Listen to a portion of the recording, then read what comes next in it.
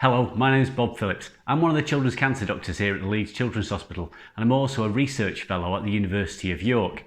I'm telling you about a study that was funded by Candlelighters that was called PantherCub. Many of you will know that when your child is being treated for cancer, they have a lowered immune system, and if they get a temperature, they need to come into hospital for antibiotics.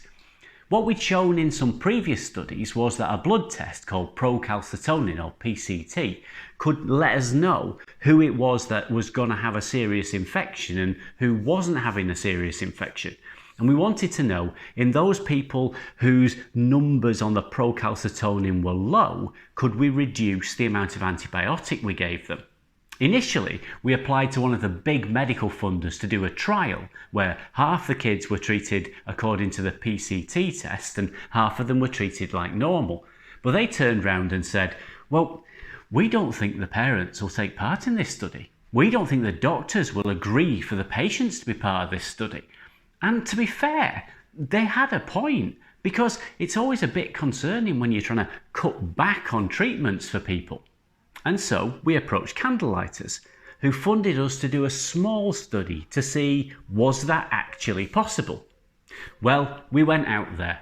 We approached 32 families to say, do you want to be part of this study? And 28 of them said yes. Now, normally you'd be expecting half or maybe fewer, so that proportion is immensely good. Of those 28, 13 of them then developed febrile neutropenia, had a temperature and came into hospital. And for 3 of them, it was twice that happened. We looked to see, did the doctors do what the procalcitonin test said they should do? And 80% of the time they did.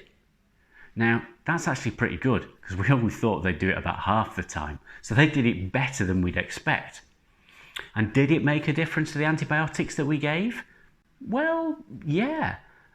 On average, it saved half a day's antibiotics. Now, half a day doesn't seem here nor there, but what it actually meant was that for the 8 kids who would have been in hospital having lots of antibiotics because they didn't have an infection but were still having a fever, half of those had their days reduced by 1 or 2 days in hospital. So they got out quite a lot quicker for those where it was no infection there. So it feels like we could do this study. It could work. The doctors would agree to do what the study said. It's not big enough to prove it yet. But the Candlelighters study has meant that we can go back to the big funders and say, it is possible. The families do want to agree to take part in this. They think it's an important study to do. Now, can we get the money to do the big study? Half people being treated with the procalcitonin, half people being treated like normal, and see, does it really make a difference? Candlelighters funding made it possible to take that the next step forwards. Hopefully we'll do the study and hopefully it'll work.